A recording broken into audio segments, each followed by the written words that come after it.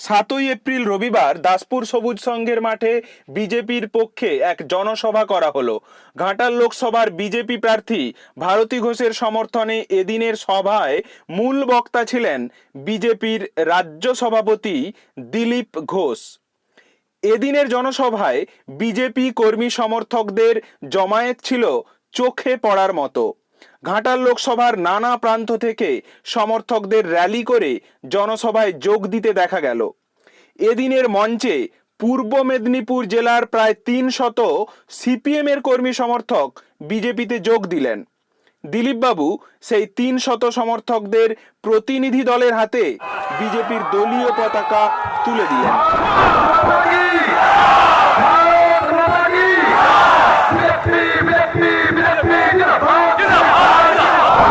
এদিন দিলীপবাবু তার বক্তব্যে ঠিক কি বললেন তা আমরা সরাসরি শুনে নেব। भारत माता की वंदे मातरम। बीजेपी जिंदाबाद, नरेंद्र मोदी जिंदाबाद, अमित शाह जिंदाबाद, दासपुर लड़ाकू जनता जिंदाबाद और 23 में वोट करके भारतीय भी जिंदाबाद। बंधुगण, অনেক থেকে আপনারা বসে আছেন, ভগবানের আশীর্বাদ পুরো আছে, তাই কালকে বৃষ্টি হয়ে গেছে, মাঠ সুন্দর ঘাস হয়ে গেছে, আজকে মেঘলা সুন্দর পরিবেশ। আর এই সুন্দর পরিবেশে ব্যাপক সংখ্যায় এখানকার মানুষ এসে মাঠ ভরিয়ে নিয়ে আমাদের বক্তব্য শুনছে। আমি সেই জন্য প্রথমে এই দাসপুরের যে রাত মানসিকতা, এখানকার জনতা, তাদেরকে আমি নমস্কার জানাচ্ছি, ধন্যবাদ জানাচ্ছি। মঞ্চে আজকে উপস্থিত আছেন আমাদের প্রদেশের সেক্রেটারি সামরা, ভাষণ আপনারা শুনলেন। এই জোনের কনভেনার তাতে আর ভালো লেগেছে আমাদের দিদি 4 দিন ধরে গেছে উত্তরবঙ্গ, গ্রামে গ্রামে ঘুরছে, কালীঘাটে ঘুরছে না। এমন ধাক্কা আপনারা দিয়েছেন। আমার সাংবাদিক বন্ধুরা রোজ জিজ্ঞেস করতেন, দিলীপদা সবাই ব্রিগেড করে নিল, আপনি বললেন করবেন করবেন, কই করছেন না? আরে করবো করবো, ইলেকশনটা আসবে। এই বলতে বলতে প্রধানমন্ত্রী বললেন আমি সময় দিচ্ছি 3 তারিখ, 10 দিন মাত্র সময় দিয়েছি। 10 দিনের মধ্যে আরে ওরা তো 2 মাস প্যারেড করে হেঁটে ঘেমে নিয়ে একাকার হয়েও প্যারেড ধরতে করতে পারলো না পুরো পশ্চিমবাংলা নিয়ে। আর আমরা একই দিনে 2টো ব্রিগেড করলাম, একটা শিলিগুড়িতে 4 লাখ লোক, কলকাতায় 8 লাখ লোক। আমাকে দুঃখ করে জিজ্ঞেস করছে কত লোক হবে, কত লোক হবে, আমি উচ্চ পড়বে, আপনারা ঘুরে নেবেন কত লোক। আচ্ছা এখন কেউ জিজ্ঞেস করে ব্রিগেডে বিজেপি কত লোক হয়েছিল, জিজ্ঞেস করছে কি? সবার পেট ভরে গেছে। এমন লোক এনেছি আমরা, এনেছি মানে পশ্চিমবাংলার মানুষ তারা বোঝাতে চাইছেন আমরা নরেন্দ্র মোদীর সঙ্গে আছি, আমরা বিজেপির সঙ্গে আছি। তাই নিজেরা গাড়ি ঘোড়া করে আর পৌঁছে গেছে, আমরা খেতেও দিতে পারিনি। টিএমসি উত্তরবঙ্গ থেকে 4 দিন আগে লোক নিয়ে এসছে, যত পার্ক ছিল কলকাতায় প্যান্ডেল করে দিয়েছে, ডিম ভাত খাচ্ছে আর কলকাতা ঘুরছে। পলিটিক্যাল ট্যুরিজম চলছে। সিপিএম দুদিন আগে থেকে নিয়ে এসে খাওয়া দাওয়া, মাছ ভাত জিন্দাবাদ ঘুরে বেড়াচ্ছে। আর আপনারা সকাল থেকে বাড়ি থেকে বেরিয়েছেন, মুড়ি বেঁধে নিয়ে গেছে, বাসে, মেট্রোরে, ট্রাকে, ট্রেনে ধাক্কাধাক্কি করে গেছেন। ভারত মাতা কি জয় শ্রীরাম, এই স্লোগান মাত্রে মাত্রে গেছেন। কে জল পেয়েছে, কে পায়নি, কে খাবার পেয়েছে, কে পায়নি, কারো মনে কোনো দুঃখ নাই। মোদীকে দেখেছে, মোদী ভালো শুনেছে, জয় শ্রীরাম বলে বাড়ি চলে গেছে। আর আমি সকাল থেকে কে স্কুলে ঘুরছি, দিদিরা ছিলেন সেই কেশপুর, যেখানে কোন পার্টি মিটিং করতে পারে না, ঝান্ডা বাঁধতে পারে না, ঢুকতে পারে না। আমাদের জেনারেল সেক্রেটারি অজয় পোদ্দার বেচারা বাড়ি ভেঙে দিয়েছে, পোল্ট্রি ফার্ম, দোকান মেরে মাথা ফাটিয়ে দিয়েছে। সারাদিন ঘুরেছে আমাদের সঙ্গে, এখানে এসেছিল। দিদি বললেন তুমি আজকে যেও না, গন্ডগোল হবে। বলছে না দিদি, লড়াই যদি করতে হয় কেশপুর থেকে করতে হবে। এই হচ্ছে বিজেপির কার্যকর্তা। মার খেলে ভাবলে যায় না, বাড়ি ভেঙে বলছে আমার ভোটটা, বলছে ও আমরা দিয়ে দেবো, তোমাকে কষ্ট করতে হবে। এই হচ্ছে পশ্চিমবঙ্গের গণতন্ত্র। আপনি জমি ট্যাক্স দেবেন, আপনি বাড়ি ভাড়া দেবেন, ইলেকট্রিক বিল দেবেন, তারপরে সিন্ডিকেট তোলাবাজির টাকা দেবেন, দুর্গাপূজার চাঁদা দেবেন, টিএমসি চাঁদা দেবেন, কিন্তু নিজের ভোটটা দিতে পারবেন না। এমন দিদিমণি গণতন্ত্র হয়েছে। ভোট না দিয়ে সরকার হয়ে যাচ্ছে 50,000। তো তাই বলুন, পার্লামেন্ট ভোটে কিন্তু তা হবে না।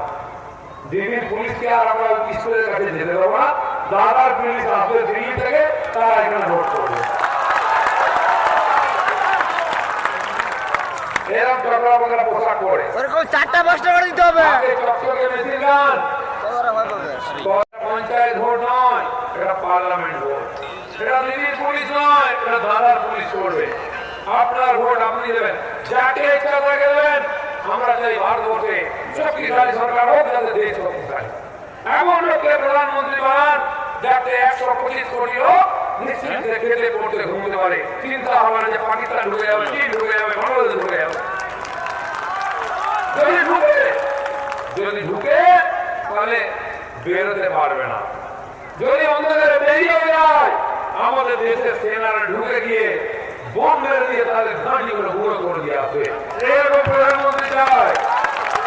নরেন্দ্র মোদী যে বাপের বেটা, একবার নয় 3-3 বার ব্রহ্মদেশে ঢুকেছে। একবার পাকিস্তান, একবার সার্জিক্যাল স্ট্রাইক, আর একবার এয়ার স্ট্রাইক করেছে। কোথাও লুকোবার জায়গা নেই, মাটির নিচেও মেরে দিয়ে আসবে। এরকম প্রধানমন্ত্রী সারা ভারতবর্ষে আছে। মোদী মোদী সারা দুনিয়াতে ভারত মাতা কি জয় হচ্ছে। তাই বন্ধুগণ, এবারে পার্লামেন্ট ইলেকশন আপনার ভোট আপনি দেবেন, যাকে ইচ্ছা তাকে দেবেন, যাকে যোগ্য মনে করবেন। চাল দিয়ে, ডাল দিয়ে, টাকা দিয়ে, মদ দিয়ে, শাড়ি দিয়ে, গয়না দিয়ে ভোট দেবেন না। ভোট নিজের ইমানকে বিক্রি করবেন না, তাহলে আপনার ছেলে মেয়ের ভবিষ্যৎ অন্ধকার হয়ে যাবে, পশ্চিমবাংলার ভবিষ্যৎ অন্ধকার হয়ে যাবে। আর এই ভোটটা যদি উল্টা পাল্টা ভোট দিয়েছেন, তাহলে ভোট দিতে না যান, যদি টিএমসি কে জিতিয়েছেন, জেনে রাখুন জীবনে আর কোনোদিন ভোট দিতে পারবেন না। আপনি আপনার গণতান্ত্রিক অধিকার কোনোদিন প্রয়োগ করতে পারবেন না, সেটা টিএমসি বন্ধ করে দেবে, পঞ্চায়েত ভোটের বন্ধ করে দেবে। আমাদের এখানে এমপি আছে, খুব ভালো ছেলে, আমাদের এখানকার ছেলে। সবাই ভাবেন বাহ, দারুণ অভিনয় করে, নাচ গান করে, ভোটটা দিয়ে এমপি করে দিই। লোক মুখ দেখে ভোট দিল, তারপরে সে সুন্দর মুখ দেখেছে না? কখন দেখেছেন?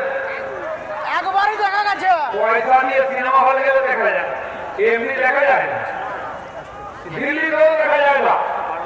এই ঘাটাল স্বাধীনতার পর থেকে, তার আগের থেকে জলে ডুবে যায়।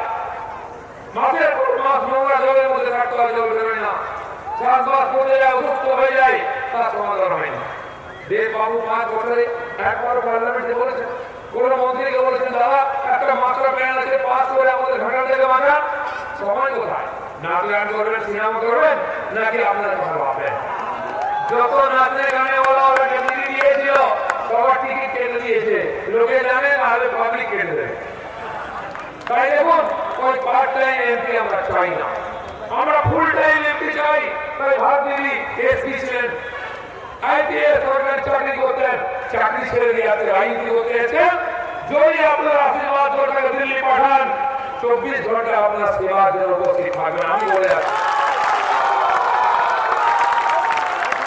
মুখ দেখানো নয়, বা দিল্লিতে গিয়ে দিল্লির 34 জন এমপি পার্লামেন্টের ভেতরে বসতে পারেন ঠান্ডা করে, বাইরের উঠে দাঁড়িয়ে থাকতো হাতে কলসি নিয়ে আর ঝুড়ি নিয়ে।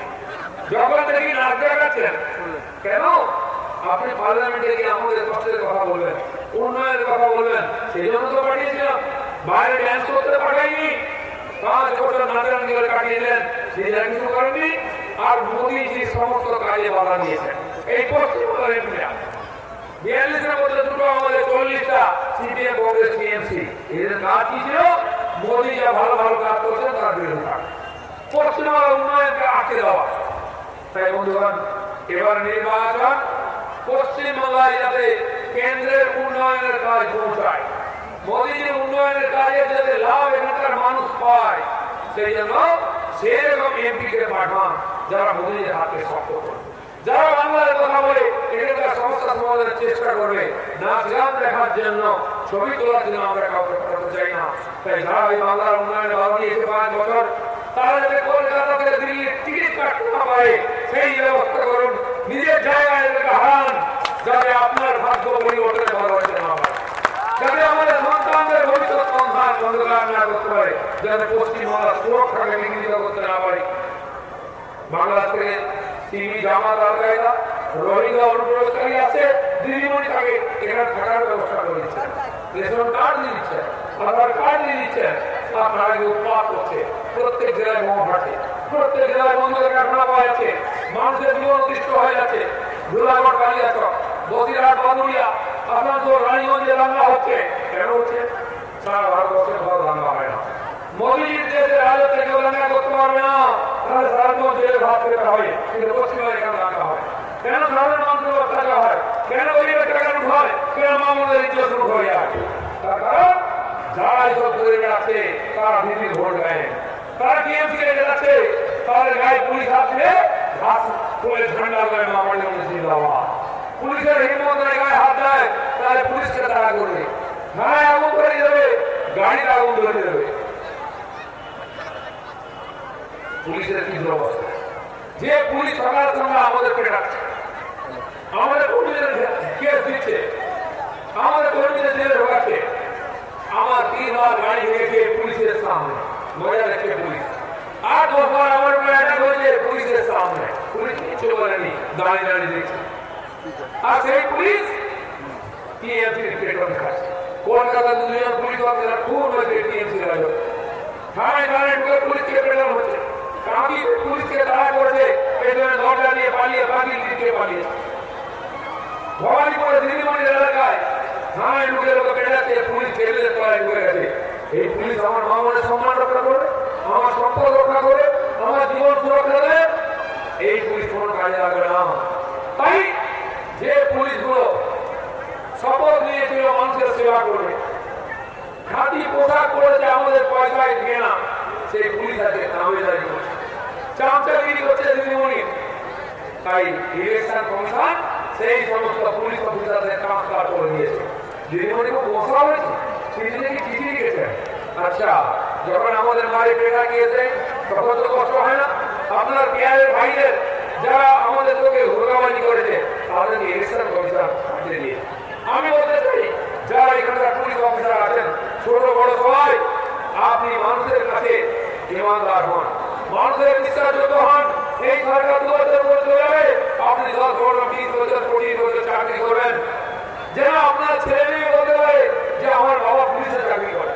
আজকে পশ্চিমবঙ্গ পুলিশের এই অবস্থা, তার ছেলে মেয়ের স্কুলে কলেজে বলে না তোর বাবা কি করে, বলে সরকারি চাকরি করে, পুলিশের চাকরি করে বলে লোকে তাকে টিটকিরি মারে, চোরের বেটা, ঘুষখোরের বেটা।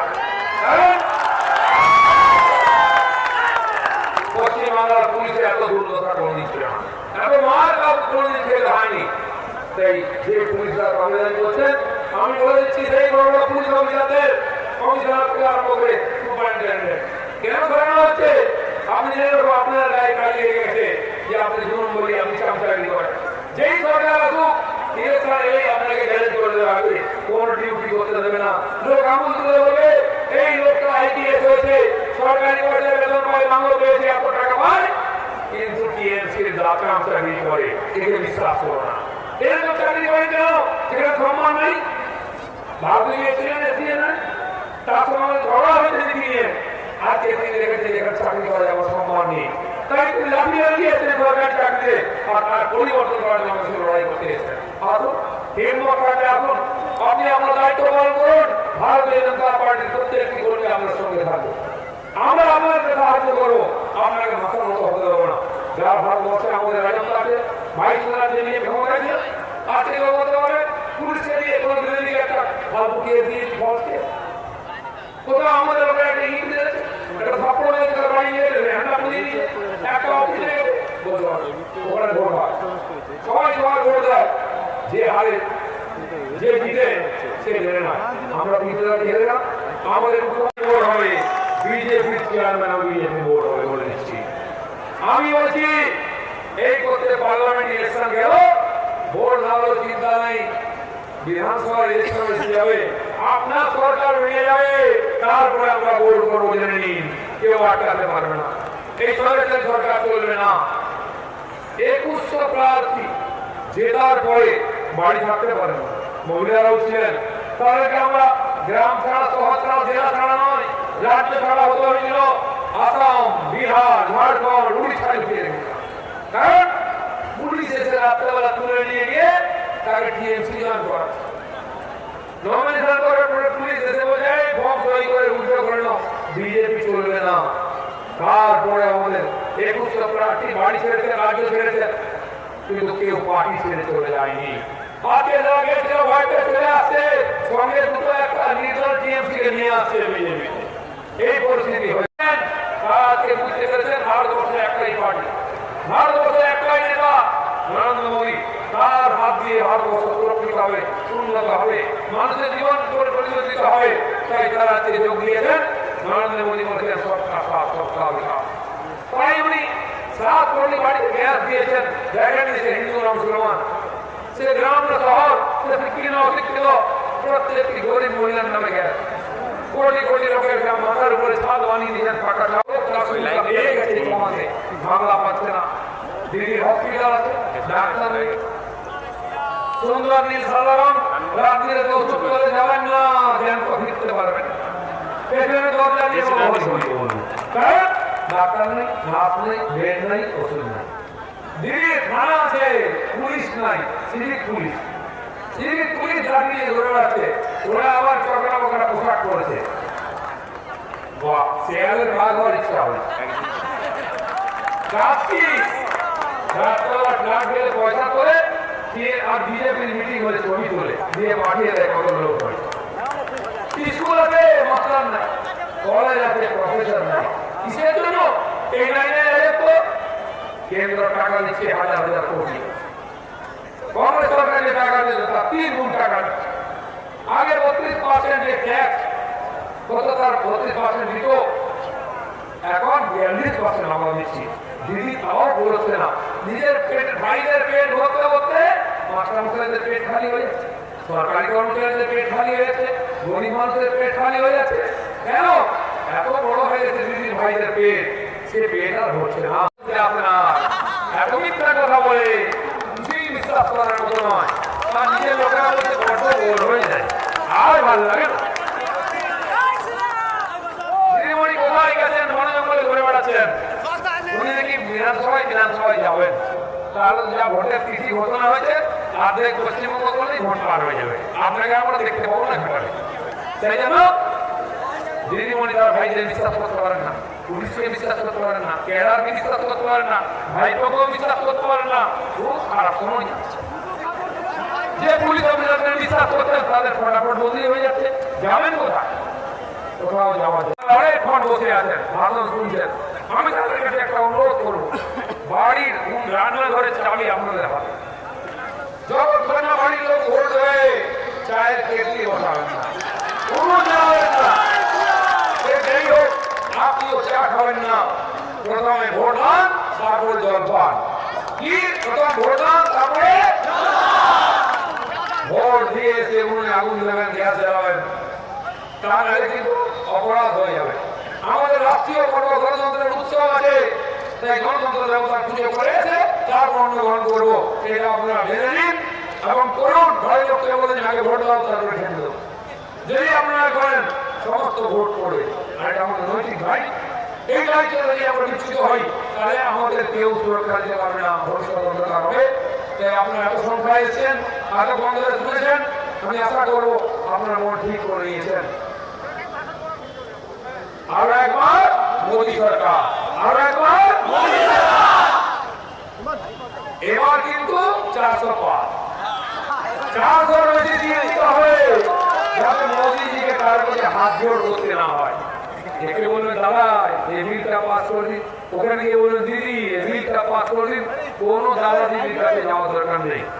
উত্তরপ্রদেশে পিসি ভাইপো, পশ্চিমবাংলায় পিসি ভাইপো। এই পিসি ভাইপো নাটকটা বন্ধ করতে হবে, বন্ধ করতে হবে। মানুষের অধিকার নিয়ে গরিব মানুষের টাকা অনেক কুটানি করেছে, তা বন্ধ করার দিন এসেছে। তাই জন্য একবার চোখ কান খুলে দেশের স্বার্থে বাংলার স্বার্থে পদ্মগুলো গঠিত আপনি বলতে পারবেন যে পশ্চিমবাংলার পরিবর্তন আমরা করেছি, সোনার বাংলার বড় শপথ আমরা নিয়েছি, শ্যামাপ্রসাদের শপথ আমরা নিয়েছি, সেই শপথ আপনি সহভাগী হবেন এই আশা রাখি সবাই।